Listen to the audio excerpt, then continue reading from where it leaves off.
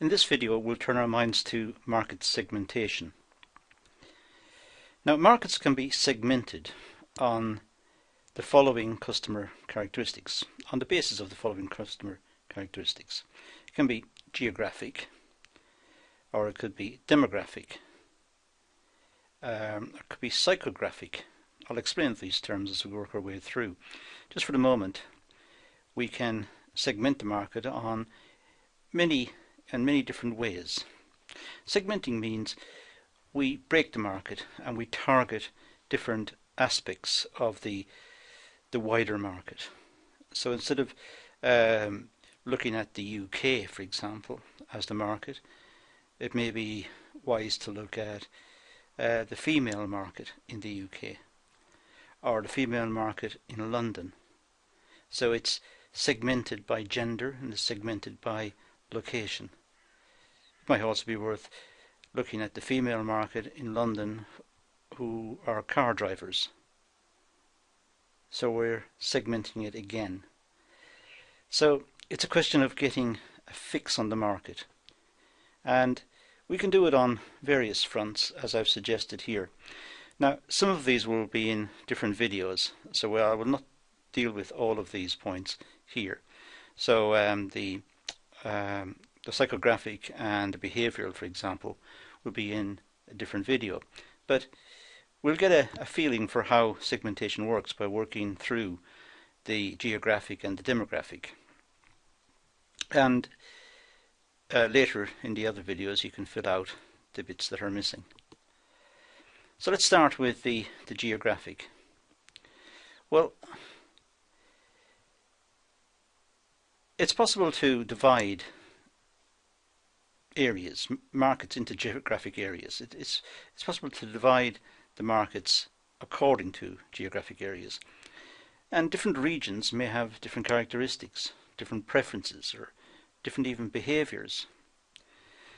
There are local cultural issues, or there may be characteristics in terms of lifestyle. So the people in London, for example, may be radically different in their attitudes, opinions, in their lifestyles to, say, people in Scotland or in Birmingham or someplace else. So it may be the case, it may not be the case, but it may be possible to divide up markets on the basis of geographic location. McDonald's, for example, in India apparently make lamb burgers rather than beef burgers because of religious practices. So there is a company that is targeting a geographic area, but it has to be sensitive to the requirements of that area and the requirements of the customers in that area. So it markets a product that is acceptable within that market area, within that geographic area. This is particularly useful for multinational and global businesses and brands. Go back to McDonald's again for a second. It is possible, for example, in Mexico, to get a burger that's got extra chili, and so on. So the bigger brands, e.g. McDonald's, they do cater for local markets, even though the local market may be the whole country. So a McDonald's burger in Mexico will be different to a McDonald's burger in India, which will be different to a McDonald's burger in the UK. So global companies are very much interested in segmentation. Now, the types of variables used in segmentation, well, as we've just been discussing, regions, countries, states, towns, cities. If there is a uniqueness, or if there is a characteristic that marks off that area, then that may become the basis for segmenting the market. It could be based on the size of the population. That with a very large population, it's likely that there will be many subcultures within that large population, and the subcultures can form the basis of segmentation. So because the population is large doesn't mean it's homogeneous. It may be highly heterogeneous. It may have many different facets to it. The people may be different. They live within a particular area, but there may be many cultures involved. Also the population density. It may be that people living in the countryside, in sparsely populated areas, that these people are they've got different tastes or different requirements, or perhaps see the world differently, and that may warrant to a different sort of marketing aimed at that particular segment, addressing the needs of those people, and recognizing that their requirements may be radically different to urbanites, to people in the cities. Clearly the climate may be an issue. Cold or warm, it makes a big difference to the way people live, and again to the type of products that may be purchased. We would expect in warm climates more water will be sold, or more suntan lotion. In cold climates, more woolen clothing, more heaters. So again, the market requirements are different, and this leads us to suggest that there may be ways of segmenting that market, looking at different facets of the market and targeting that particular facet, people with special requirements within the overall market. So that's a taster for the geographic basis for segmentation. Now let's have a look at the demographic basis. Well, just about everything on the slide all at once, it's really based on the population characteristics. So demographics can be divided into variables such as the age of the population, or the average age, or some aspect of age within that population. The gender, how is it divided up? Are there a lot more males or a lot more females? And again, what's the age group of the males and the females? And what's the family size? And how much income? What's the disposable income in the area? What's the education level? Many people go to universities, many people have college degrees or college qualifications, or what's the standard of education in the area? It can matter to the marketers who need to target perhaps a particular segment of the market. They need to know this. What's the ethnicity or nationality structure of it? Is it multicultural, or is it dominated in numbers by one particular ethnic group? What's the religion in the area? What's the social class? Are they well-to-do? Are they poor? Are they middle class? Are they striving on the way up? So these are all variables that could be influential. Let's just have a look at some of them, run through this quite quickly. Let's have a look at age, for example.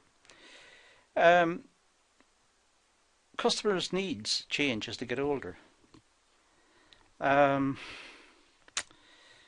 will move away from perhaps buying sports gear to buying something else, to buying something more suitable for their age, or that may not be the right way of putting it, but something which they find more attractive, something taste change.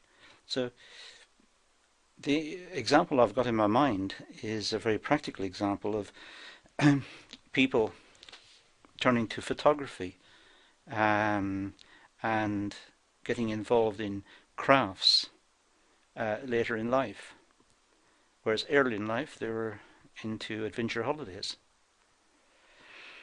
That's something I have read recently, and it seemed apt. So marketers need to consider packages, promotion and pricing of products to accommodate different age groups, because age groups have different requirements. Examples include older customers prefer different holidays to younger ones, as I said earlier. Also, music preferences change. With age, people don't listen to the same music. A lot of people stay with the music of their teens. Even though they're getting old, they still look back to the teens and the music of their teens. So music is another example. Let's look at gender. One of the popular variables, because it corresponds to different buying behaviours, and it's very easy to measure. Organisations develop products aimed at males or females, such as clothing, magazines, cosmetics. It's easy to target. You know if it's male or female, or which way the market, which way the product is aimed, which way the market is being segmented. Family life cycle. Individuals pass through a range of family roles during their life cycle. We all start really as a dependent child, moving into young single adulthood, then perhaps married adult with children. And finally, we move into being a sole survivor as people move away from the family home, and also as they get older, people die, and there are bereavements in the family, and the family changes. There are different pressures. So the family life cycle changes, and with each stage in that life cycle, there will be different products that are required according to the role that people find themselves in. There is also an issue, I just put on the slide there, of affordability. But buying patterns will change. People with young children will buy a lot of items for young children. As the young children grow up, perhaps leave or go to university or leave home or get jobs, the type of goods purchased within the family unit will have changed dramatically. Income. Well, as income increases, our expenditures tend to increase. This is usually the case with particularly poorer families. When poorer families have an increase in income, they spend more. For the very, very rich, if their income rises, they may not spend a lot of it at all. If you've got everything and you've got the lifestyle, then if your income increases, you don't go wild. You don't go and have a big party and blow it. So